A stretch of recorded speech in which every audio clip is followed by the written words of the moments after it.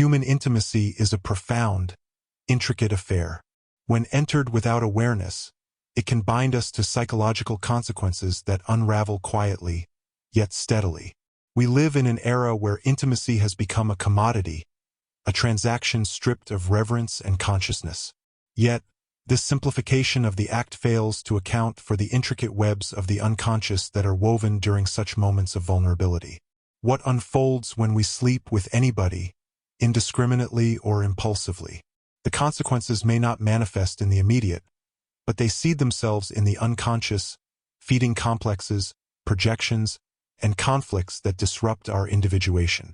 By joining with another, even briefly, we risk intertwining our psyches in ways we neither anticipate nor control. Firstly, unconscious projections thrive in intimacy. When we sleep with another, we often mistake our projections for reality.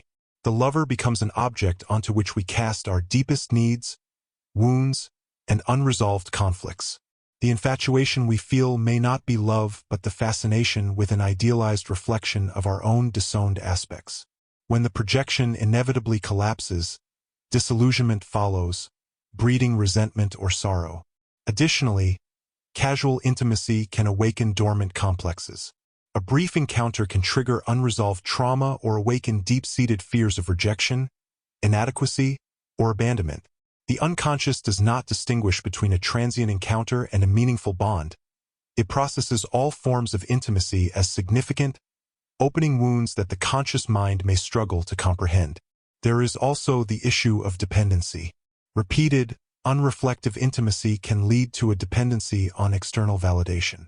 When we use intimacy as a means of distraction or escape, we avoid confronting our own inner emptiness. We become reliant on others to fulfill needs that we refuse to acknowledge within ourselves. This dependence impedes the process of individuation, for it binds us to the illusion that completion lies outside, in the embrace of another. Moreover, indiscriminate intimacy can cultivate a fear of genuine vulnerability. The more we scatter our essence through fleeting encounters, the more we guard against true openness. We become wary of authentic intimacy because it demands that we reveal ourselves without pretense. Thus, we maintain a facade, fearing exposure while secretly yearning for deeper connection. The fragmentation of the self is another risk. When we share our most intimate selves without discernment, we disperse our psychic energy, creating inner dissonance. The boundaries of identity blur, leaving us questioning who we are apart from these fleeting bonds. We may feel a hollowness that no amount of physical connection can fill.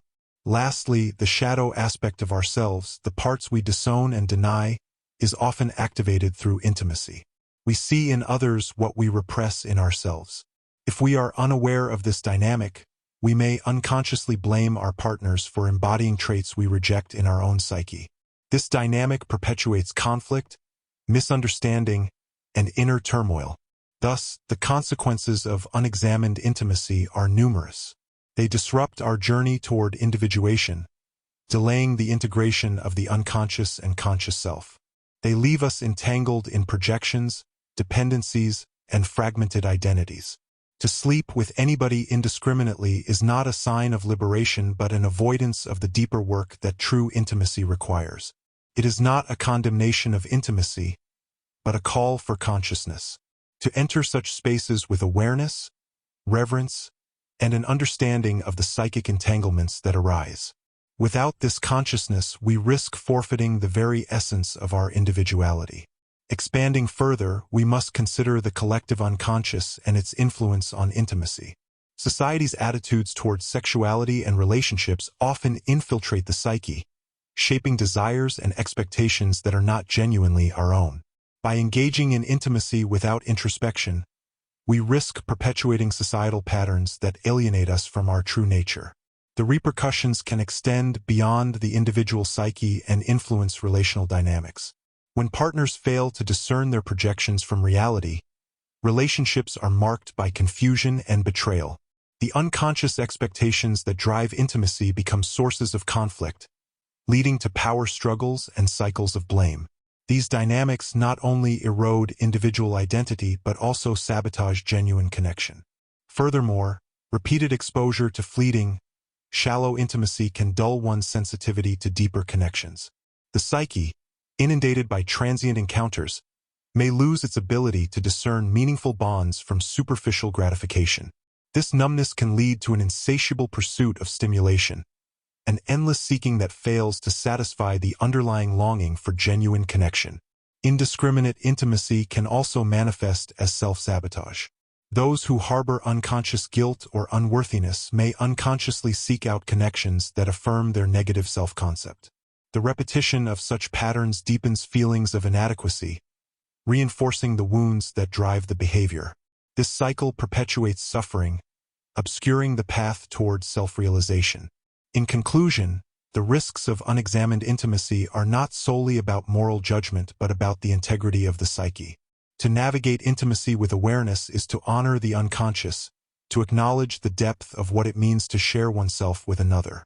Without this awareness, we remain fragmented, lost in a labyrinth of unconscious motives, incapable of authentic intimacy or self-realization.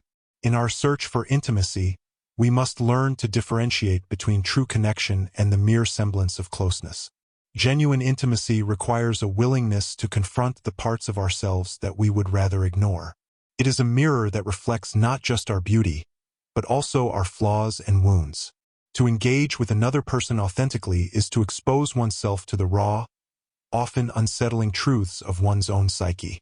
If this is avoided, the pursuit of intimacy becomes a hollow exercise, a grasping for something that ultimately cannot be found in the other, but only within the self.